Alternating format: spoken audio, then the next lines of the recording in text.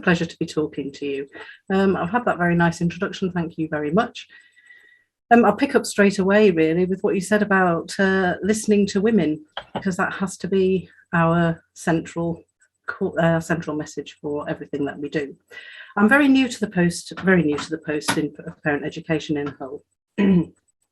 So this is talking really about plans that I have for developing the offer we have rather than what we've done.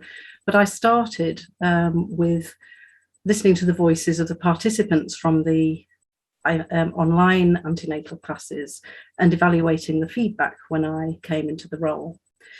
So I've been tussling with this because the teacher in me is kind of thinking about health education models and pedagogical issues, and the midwife in me is thinking about the key messages that we need to get across. The human in me is thinking about how difficult it is for women at the moment making this step into parenthood. Many of the women we meet are first-time parents, and a lot of the social network that they have or might expect is not there.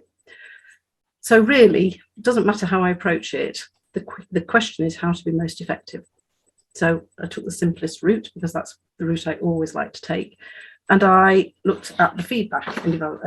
So it is an evaluation. It is not an academic analysis of the feedback.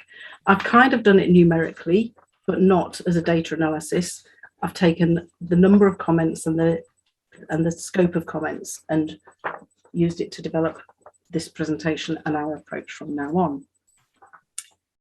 So the sessions, I don't know how you feel about on antenatal education classes, but I feel it's actually quite difficult to define what we are trying to do. It's a generic offer, the one we do with the usual antenatal classes. People have very diverse expectations, diverse needs. They have different ways they prefer to conduct their learning. Research shows that they're not actually sure what they want to learn. And in a face-to-face class all the time, then you are formatively assessing what people want. You're getting back from them what they think they are getting out of the session. We haven't got the capacity to do that online. So a little bit, this feedback is my way of formatively assessing what people have been getting in their classes. So let's see if this slide moves for me. So the first thing that came back then, the main finding that came back, interestingly, is what was important to people with the online sessions is the personality of the birth educator.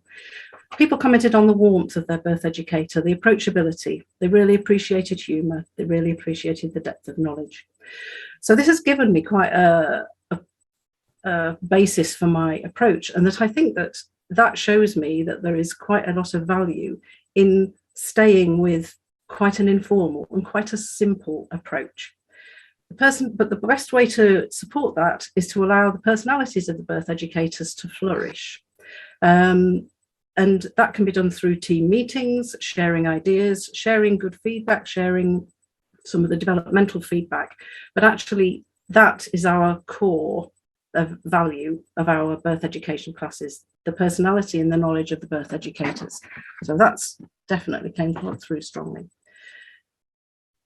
Second thing that people asked for was that we go back to face-to-face classes, unsurprisingly. So at the moment, we're not in a position to go back to face-to-face classes. So what we need to do is optimise the sessions that we have and think about what people value about the face-to-faceness of those sessions. They value the support of the birth educator and the values of the support of their peers. So how do we generate a community, a sense of a group and humour and a bit of reciprocity in an online session? Introductions can be very, very intimidating. Some of the women, for good reason in many cases, sit there with their cameras off. That can have a bit of a domino effect, the birth educators have found.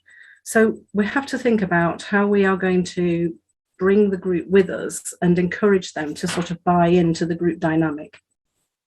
So I think it is a good idea to start the session with actually explaining that not everybody will like all of the different methods of teaching that we use, but ask them to roll with it and support each other. Always, a bit of humour helps.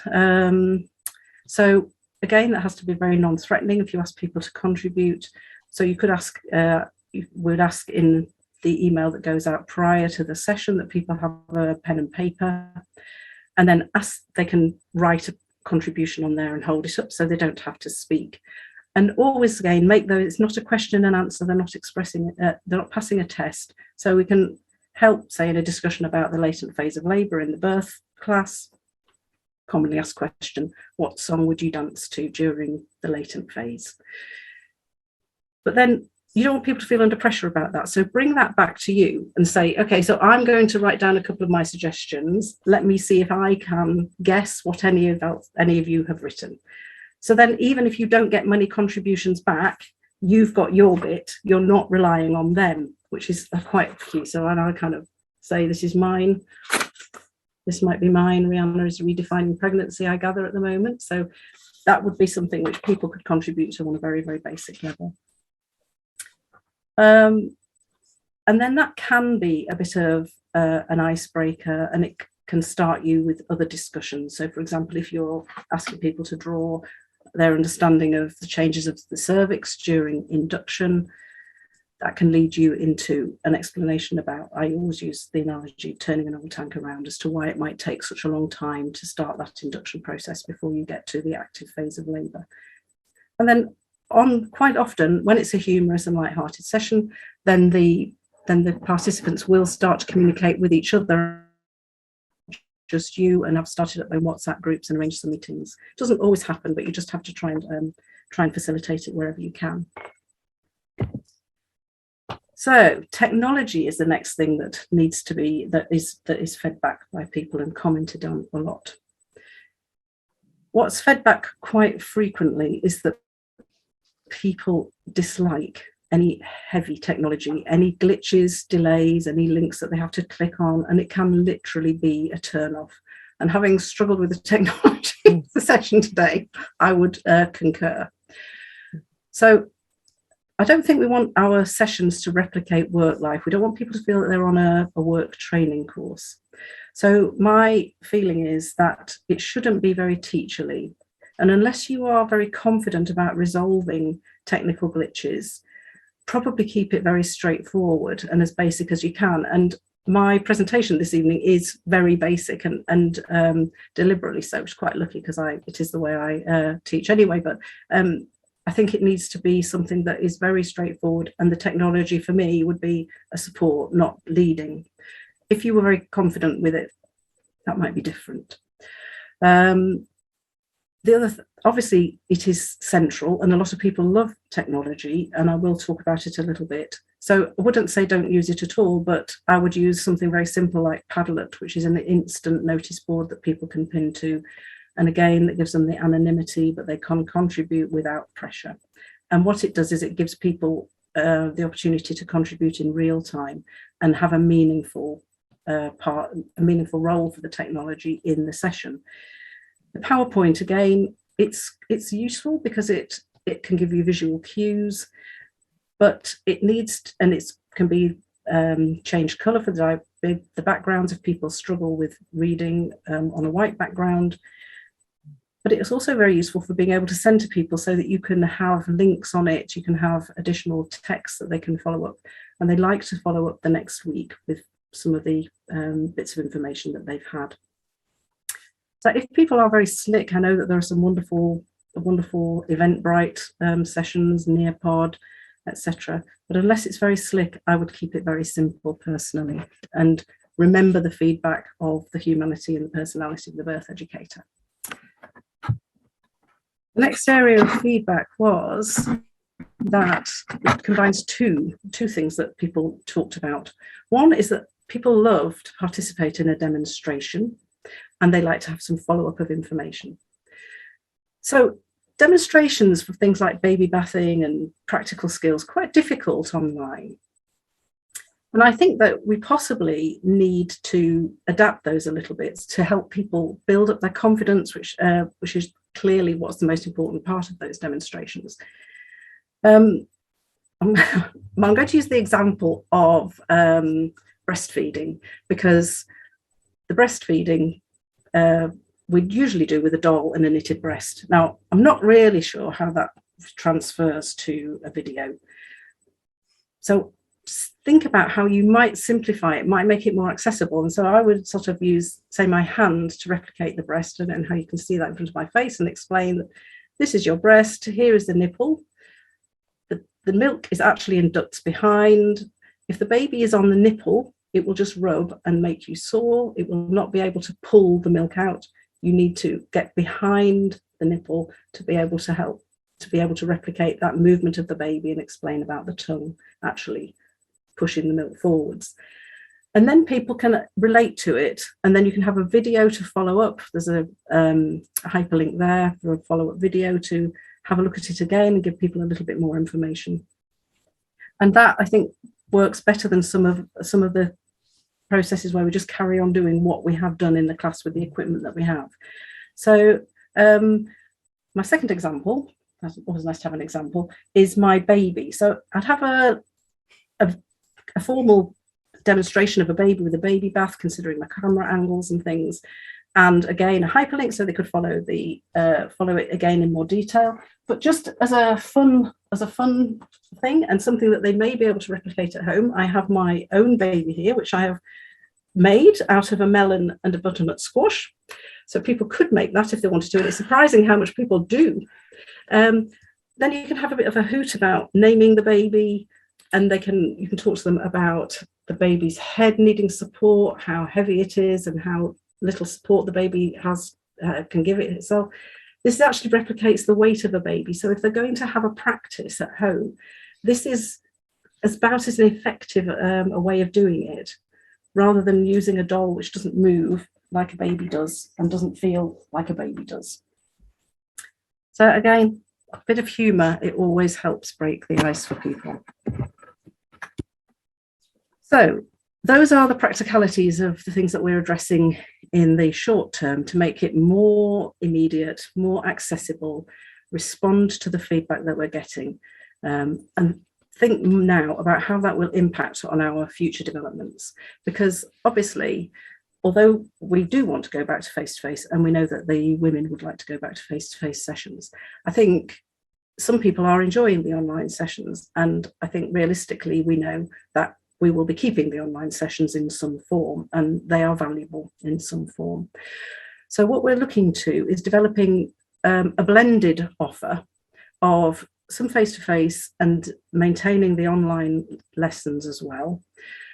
And this means that it's quite a robust service. So if, say, we go back into lockdown, we have that structure in place. We're thinking about piloting, rather than evening sessions 4 weeks in a row, one-off session, and then people could then revisit areas of it, say the birth prep, in an online session that they could just dip into as a one-off, or they could repeat them as often as they wanted to if they felt that was useful to them. And online we would have the slides, which would have videos, demonstrations, links to leaflets, links to the local maternity service, on websites and so on, and to make that as flexible and as sort of holistic as we can. I think we will definitely always need to have some bespoke sessions for some groups of women, and we will need to have some one-to-one sessions. Like I say, I'm very aware in this feedback of who we're not hearing from and how we might provide them with some kind of care and support.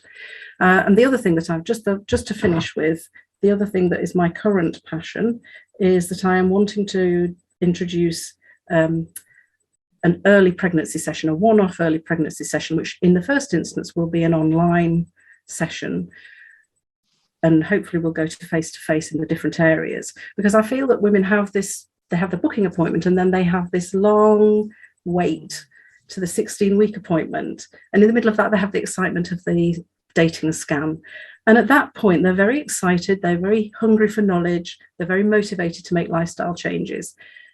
By the time we see them at 25, 30 weeks, that ship has sailed. So we need to really get in there and provide women with support at the time they want. And I think this is where I'm talking, I mentioned about how I think technology needs to be very slick, and it's going to take a lot of resource and a lot of time, but this is something that I'm wanting to develop. I've just done a quick mock-up for you here. As you can see, people would have a personalized page with their own photograph. Again, Rihanna, Redefining Pregnancy for Us is on there. But on here it has little access points which are specific to that person. And like I say, it could be customized for the people. So for example, if you click onto an information leaflet, this one is an information leaflet which would be our standard one on routine bloods at booking. So there's a standardized one. There is an easy read one, which also could be very useful for translation. And then we've also got the support of our learning disability nurse and are developing the easy read, the accessible communication standards with the appropriate widgets and things, so that hopefully people will be able to customize these to be perfectly formed for them.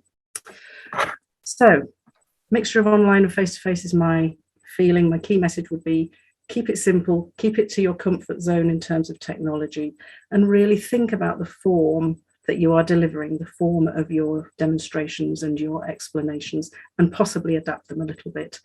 And lastly, take the responsibility for the generating the energy of the session for you to yourself.